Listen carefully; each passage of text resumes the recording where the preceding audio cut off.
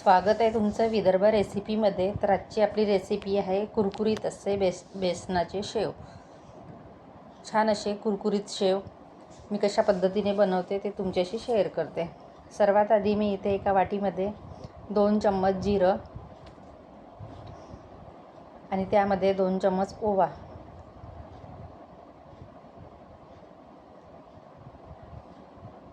यामध्ये आपण थोडं पाणी घालून घेऊ आणि हे 5 ते 10 मिनिटं आपल्याला भिजत ठेवायचं आहे. त्यानंतर हे आपण मिक्सरमध्ये बारीक करून घेऊ. बघू शकता बारीक केलेला आहे. आता मिक्सरच्या भांड्यामध्ये पण बरंच लागलेलं आहे, त्यामध्ये पाणी घालून मी ते पण काढून घेणार. आमच्याकडे शेव दिवाळीतच नाही तर जेव्हा मुलांना वाटले तेव्हा करून द्यावे लागतात. हे शेवभाजीसाठी किंवा मुलांना दुपारच्या वेळेस खायला, तसेच चिवड्यासोबत छान लागतात. यासाठी मी हे जाड शेव केलेले आहेत. सहसा आमच्या विदर्भामध्ये शेवभाजीसाठी हे शेव वापरले जातात. बाहेरून आणण्यापेक्षा घरीच करून ठेवले तर सहज आपल्याला 15 ते 20 दिवस आरामात पुरतात.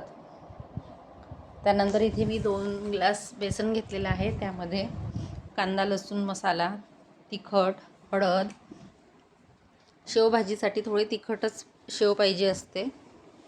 त्यानंतर मीठ आणि हो, इथे मी जे ओवा आणि जिऱ्याचं पाणी केलेलं आहे मिक्सरमधून बारीक, त्यामध्ये थोडा हिंग घालणार आहे.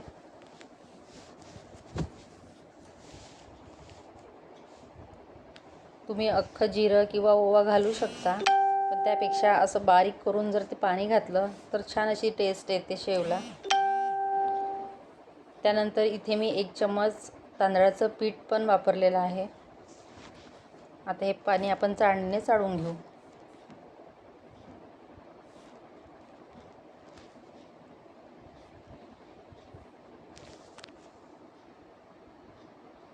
छान असे कुरकुरीत शेव होतात थोडं एक तांदळाचं पीठ वापरलं की. आणि यामध्ये 1 चम्मच कच्चं तेलामुळे पण छान होतात.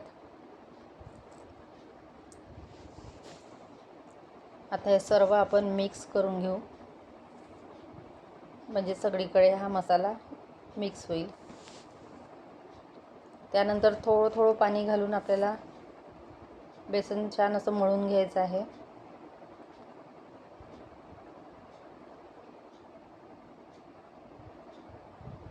आणि शेव करताना बेसन थोडं पातळसरच भिजवायचं, म्हणजे ते करायला सोपे जातील. फक्त आपल्याला बेसन ते चांगलं फेटून घ्यायचं आहे मळताना, म्हणजे मळून घ्यायचं आहे.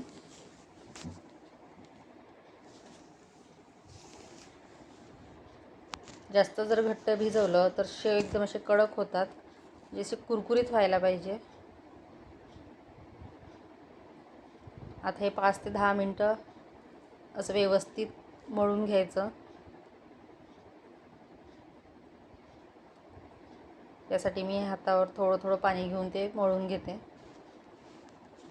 बेसन हाताला खूप लागतो, त्याच्यामुळे थोडा पाण्याचा वापर करावा लागतो.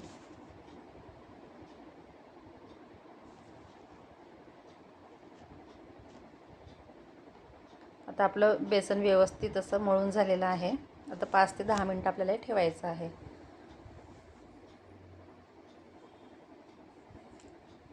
त्यानंतर इकडे कढईमध्ये आपण तेल गरम करून घेऊ. त्यासाठी तेल आपल्याला चांगलं गरम होऊ द्यायचं आहे. आणि शेव तळताना हे हाय फ्लेमवरच तळायचे.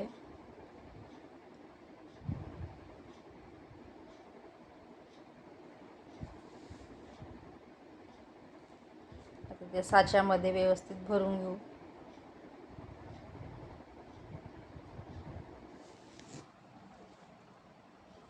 मुलांना बाहेरचं देण्यापेक्षा घरी जर असे शेव केले तर मुलंसुद्धा आवडीने खातील. आणि बाहेरचे शेव हे पॅकिंगचे असल्यामुळे बरेच दिवस ते राहतात पॅकेटमध्ये. आणि जी घरच्या बनवण्यामध्ये चव असते ते बाहेरच्या ह्याच्यामध्ये चव मिळत नाही.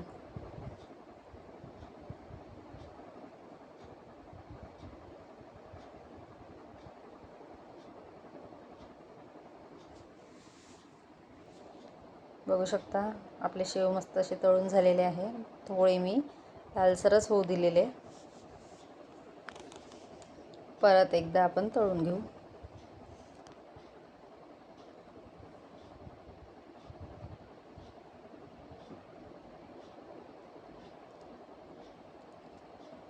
अशा प्रकारे आपले हे शेव तळून झालेले आहे. तर मी बनवलेल्या पद्धतीने कसे वाटले ते नक्कीच सांगा. रेसिपी आवडली असेल तर लाईक करा, शेअर करा, सबस्क्राईब करा.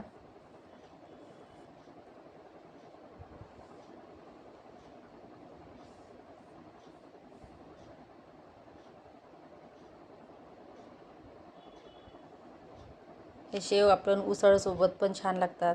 त्याचप्रमाणे भेळ करताना भेळवर पण वापरू शकतो.